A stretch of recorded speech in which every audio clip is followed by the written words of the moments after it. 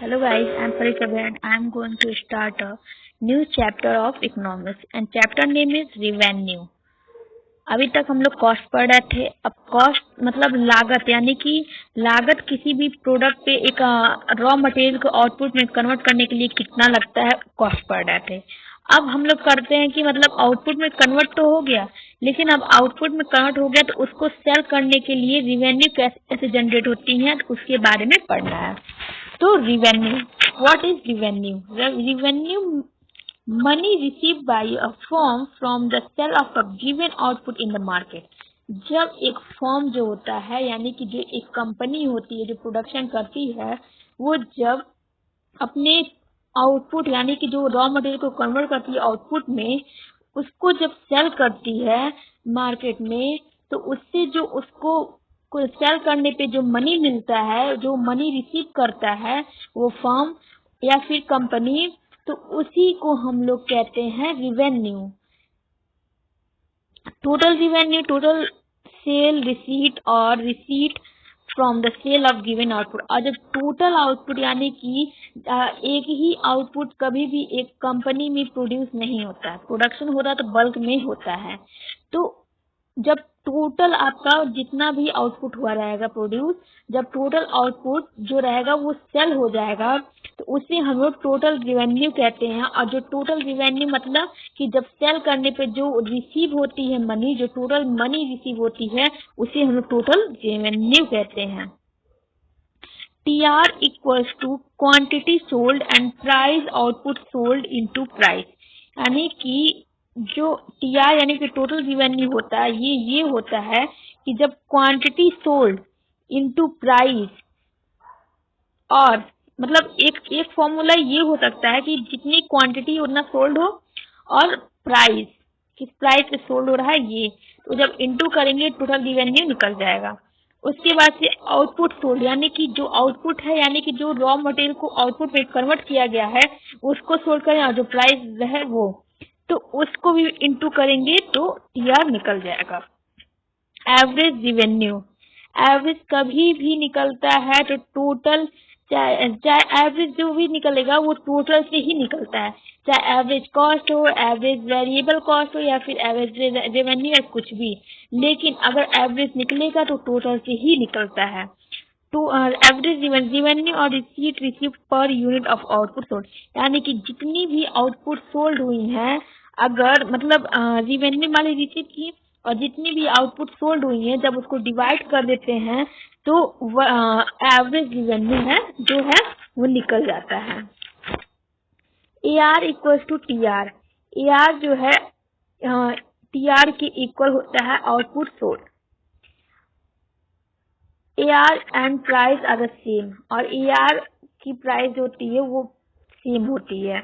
TR equals to TR के जो दो फॉर्मूले थे, एक था कि क्वांटिटी सोल्ड इनटू प्राइस और दूसरा होता है output sold into price.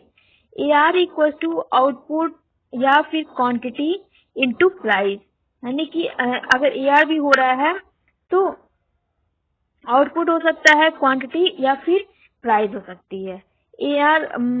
AR equal to price, और AR इक्वल टू प्राइस भी बोल सकते हैं, क्योंकि प्राइस की जो लाइन होती है वो पैरेलल होती है एक्स एक्सिस से, और जो AR की जो लाइन होती है वो भी पैरेलल होती है एक्स एक्सिस से। AR क्योंकि प्राइस जो है वो कभी भी शो किया जाता है वर्टिकल यानी कि वाई एक्सिस पे, और जो AR है वो मतलब जब AR निकलता है तो वो उसकी लाइन जो रहती है वो सीधा ही रहता है। AR and demand curve are the same. AR और डिमांड कर्व जो रहता है वो दोनों सेम रहता है। Shows the various quantities demanded at various price, जो कि शो करता है कि वेरियस क्वांटिटी डिमांड, यानी बहुत ही तरह तरह के लोग क्वांटिटी डिमांडेड करते हैं अलग अलग प्राइस पे।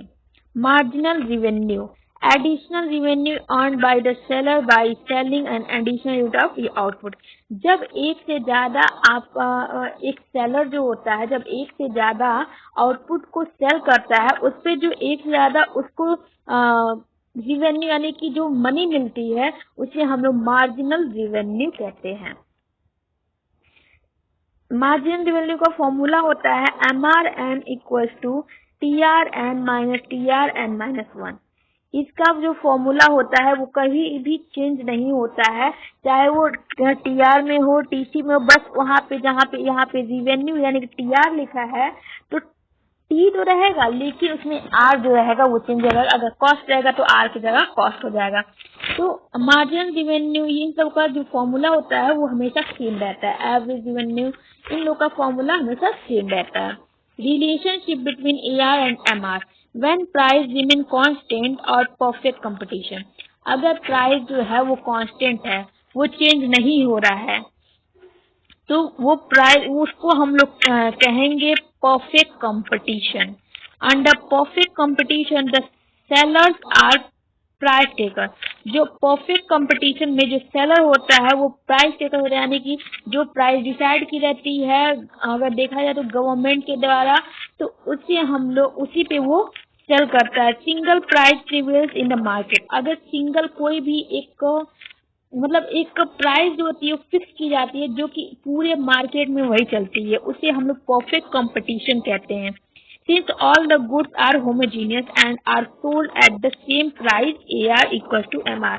और जितनी भी प्रोडक्ट रहेंगी वो सेम नेचर की रहेंगी और इसी वजह से हाँ उसकी जो प्राइस जो रहेंगी वो भी सेम रहेंगी, इसी वजह से AR इक्वल टू MR हो जाता है और AR इक्वल टू प्राइस भी होता है। As a result AR and MR curve will be horizontal straight line parallel to OX axis, यानी कि OX एक्सिस से वो पैरेलल होती है और हॉरिजेंटल कर्व होता है स्ट्रेट लाइन, यानी कि हॉरिजेंटल होती है straight line when price is constant of perfect competition. और जब प्राइस कांस्टेंट रहती है तो वो जो कांस्टेंट रहती है उस समय पे उसको हम लोग कहते हैं perfect competition. Relationship between TR and MR when price remain constant और in perfect competition.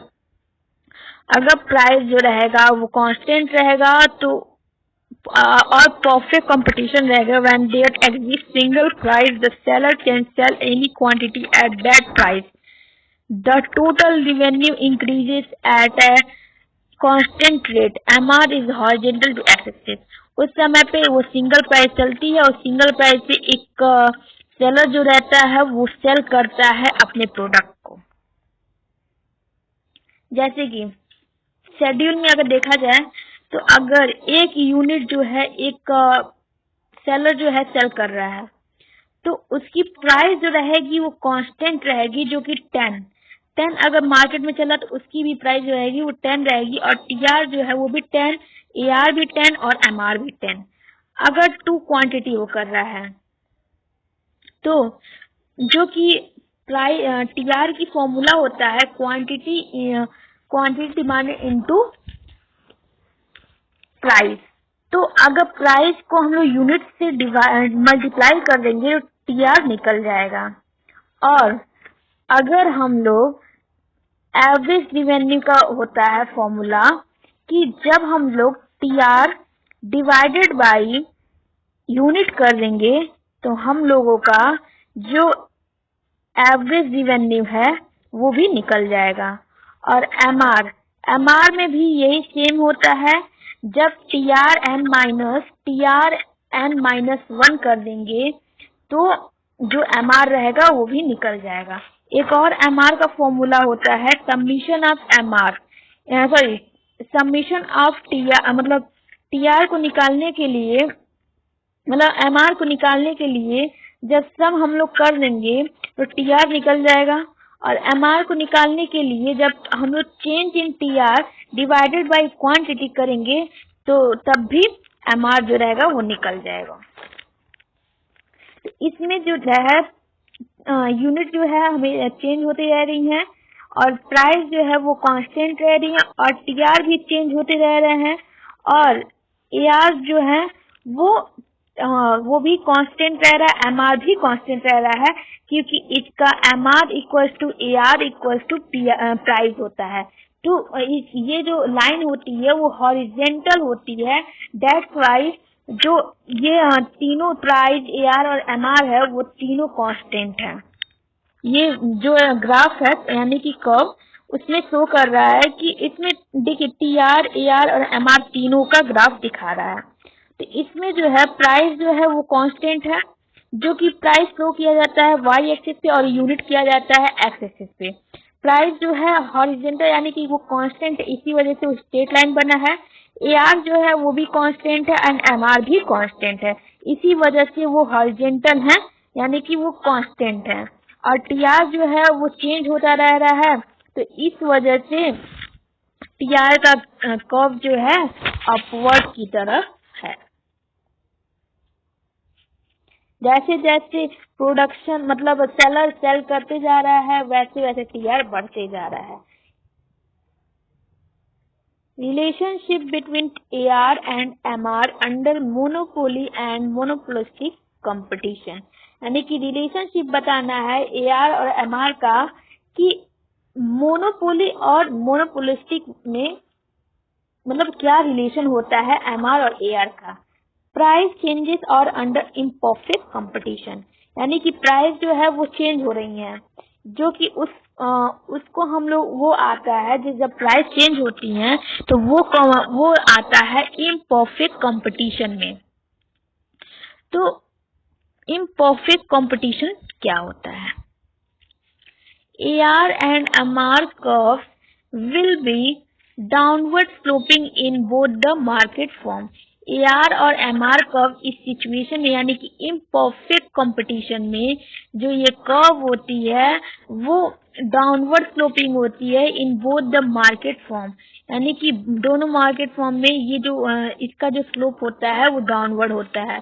AR lies एवब MR, यानी कि AR जो है वो मतलब MR से ऊपर होती है। AR can never be negative, AR यानी कि एवरेज यानी कभी भी नेगेटिव नहीं होती है। AR curve is less elastic in monopoly market form because of no substitute.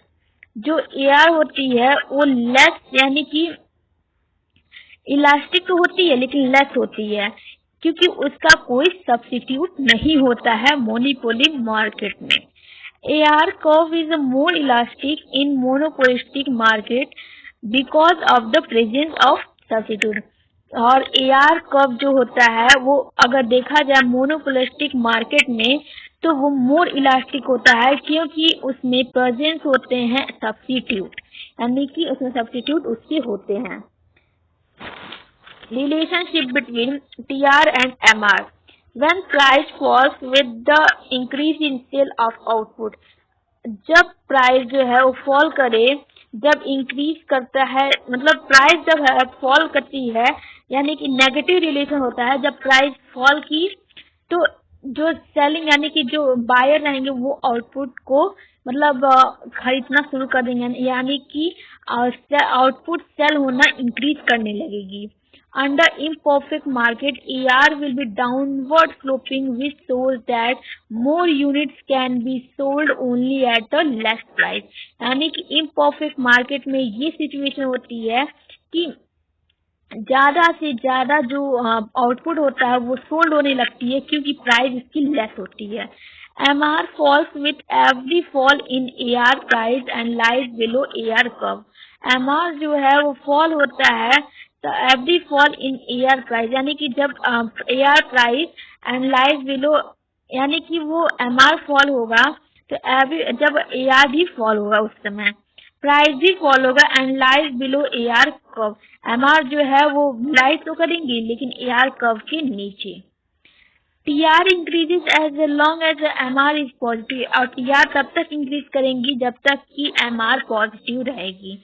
TR falls when MR is negative, और TR जो रहेगी वो तब फॉल करना शुरू कर देगी जब MR जो है वो नेगेटिव में हो जाएगी।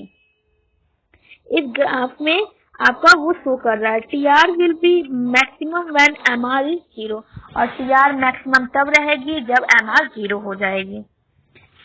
तो अगर एक यूनिट का प्रोडक्शन हो रही है मतलब एक यूनिट सेल हो रही है, प्राइस जो है वो चेंज हो रही है क्योंकि परफेक्ट कंपटीशन में जो प्राइस था वो हाँ, जो परफेक्ट कंपटीशन था उसमें जो प्राइस था वो कांस्टेंट था, लेकिन इसमें जो है प्राइस जो है वो चेंज होता रह रहा है।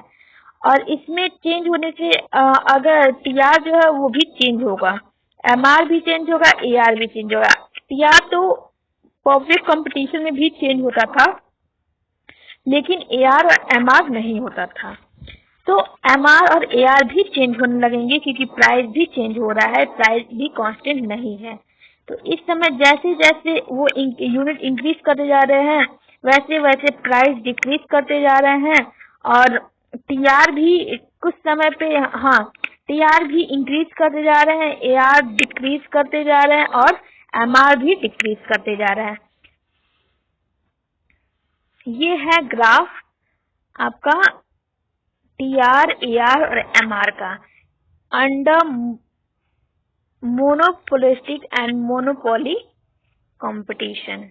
यानी कि मोनोपोलिस्टिक है, देखिए मोनोपोली में ये होता है कि जब अगर एमआर जो है जब तक इंक्रीज करेगा तब तक टीआर भी इंक्रीज करेगा। मतलब नहीं, एमआर जब तक पॉजिटिव रहेगा तब तक टीआर इंक्रीज करेगा, और जैसे ही नेगेटिव हुआ एमआर, टीआर भी डिक्रीज करना शुरू कर देगा। एआर में ये होता है कि जब तक एआर मतलब एआर में ये होता है कि चाहे कितना भी एमआर नीचे चला जाए यानी कि नेगेटिव हो जाए, लेकिन एआर जो रहेगा वो कभी भी नेगेटिव नहीं होगा। वो फॉल तो करेगा लेकिन कभी भी नेगेटिव नहीं होगा। Break even point, it is that point where TR equals to TC or AR equals to AC, firm will be earning normal profit। यानी कि टीआर पॉइंट वो पॉइंट होती है जहाँ पे एक प्रोड्यूसर को इक्विलिब्रियम मिलता है, उस पॉइंट को मतलब जहाँ पे जिस पॉइंट पे टीआर इक्वल टू टीसी रहती है और एआर इक्वल टू एसी रहती है, जहाँ पे एक फर्म को नॉर्मल प्रॉफिट मिलता है, उसी को हम लोग ब्रेक इवन पॉइंट कहते हैं, shut down point. A situation when a firm is able to cover only variable cost और टीआर इक्वल टू टीवीसी।